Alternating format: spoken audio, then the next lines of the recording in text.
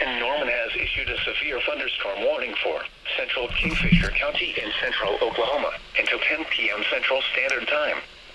At 9:26 p.m. Central Standard Time, a severe thunderstorm was located 5 miles southeast of Loyal, moving northeast at 35 miles an hour. Expected hazards include quarter-size hail.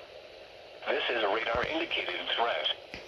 The following impacts are expected. Damage to vehicles is expected. Locations impacted include Kingfisher, Hennessey, Cashion, Dover, and Loyal. For your protection, move to an interior room on the lowest floor of a building.